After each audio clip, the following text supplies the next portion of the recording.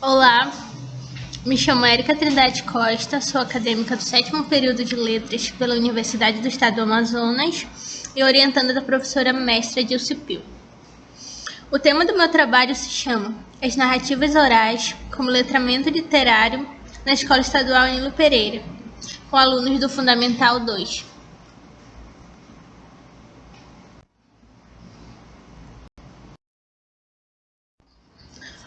O primeiro contato que as crianças ribeirinhas têm com a literatura é por meio das narrativas orais, consideradas a base do imaginário caboclo.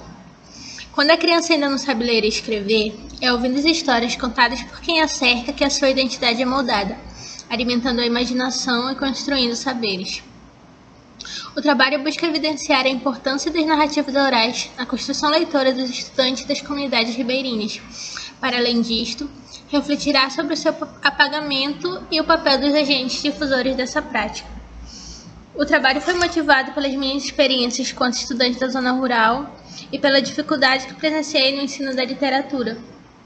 Ele surge como uma possibilidade para que os professores façam o processo de letramento literário utilizando um tema muito presente na vida dos alunos, que são as narrativas orais.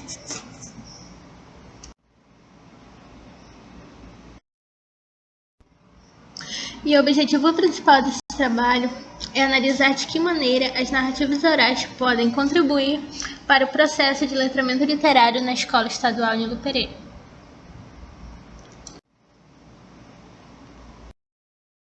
Metodologia. Este trabalho nasceu como requisito avaliativo durante a disciplina de Pesquisa e Produção Acadêmica Letras 1.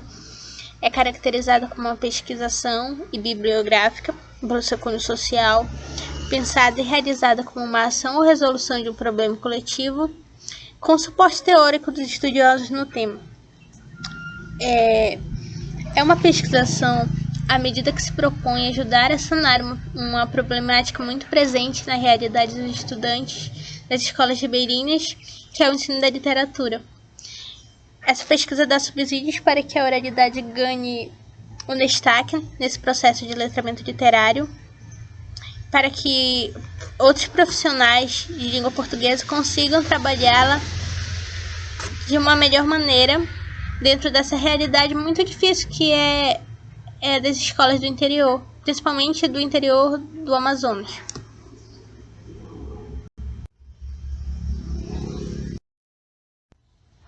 Os teóricos utilizados para embasar o trabalho são o Walter Benjamin, a Ecléa Bossi, a Cleide Campos e o Paul Zumthor.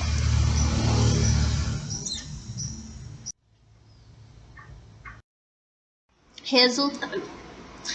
Esse trabalho ainda não foi concluído, ainda está em processo de aplicação, mas já tem um respaldo teórico de estudiosos muito importantes, como é o caso do Paul Zumthor.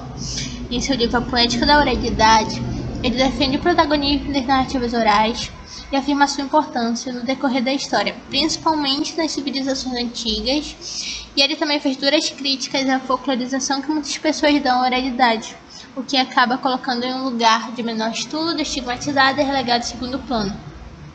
Se o ensino da literatura já é muito difícil em algumas realidades, como por exemplo das comunidades ribeirinhas, a oralidade ela sequer é vista como uma literatura propriamente dita, daí a importância de trabalhá-las para que ela ganhe o protagonismo que merece e passe a não ser considerada inferior às narrativas escritas. Outro estudioso muito importante no que se refere ao tema é o Walter Benjamin. Em seu livro Magia e Técnica, Arte e Política, ele aborda o processo histórico em que a oralidade estava inserida, restrito somente ao campo da história e, posteriormente, passou a fazer parte do campo da literatura. A partir do momento que a oralidade ela passa a fazer parte do campo da literatura, ela se torna muito importante e ela acaba sendo o que nós conhecemos hoje, ela se torna o que nós conhecemos hoje. Ele também afirma que são cada vez mais raras as pessoas que sabem narrar devidamente. E também em relação a esse tema, a Ecléa Bossi, ela vai falar sobre o papel do narrador, a memória dos velhos.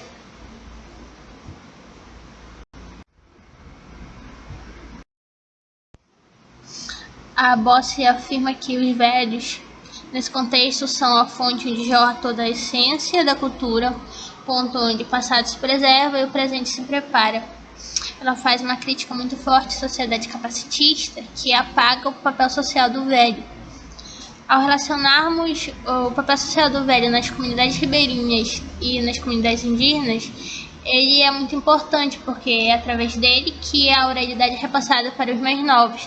É o primeiro contato que as crianças têm com a oralidade, é por meio das suas memórias.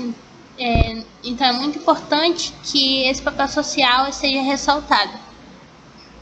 No que tange à prática do letramento literário, a Cleide ela fala que o aluno deve se sentir parte da literatura para que ela faça parte dele.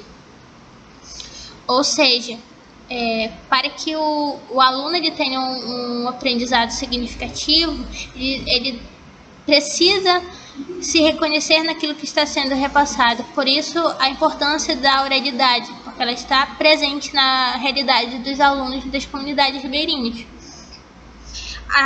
As práticas de letramento literário igualitário formam leitores competentes, aptos para interagir socialmente em suas comunidades.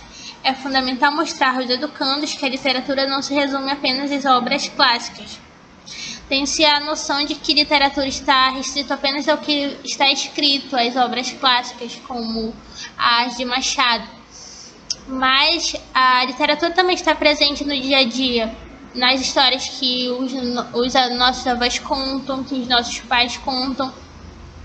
E é isso que esse trabalho vem trazer, a importância da oralidade e usá-la como uma ferramenta de letramento literário.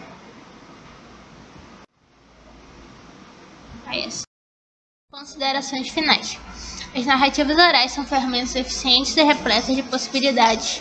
Usá-las significa dar voz a um povo muitas vezes excluído da academia, preservar a memória e identidade daquele grupo, de maneira que se possa criar uma cultura de letramento literário desde as fases iniciais.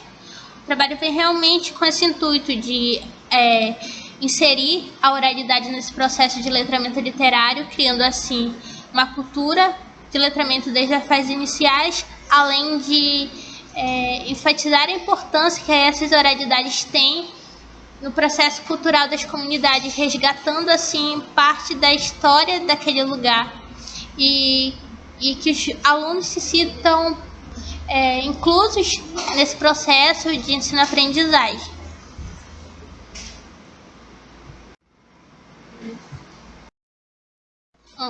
Essas são as referências do trabalho. O Walter Benjamin, no livro Magia e Técnica, Arte Política. A Ecléa Bossi, Memória, Sociedade e Lembrança de Velhos. A Cleide Campos, Letramento Literário. E o Antônio Severino, da Metodologia. E o Pozuntor, A Poética da Oralidade. É isso, muito obrigada a todos.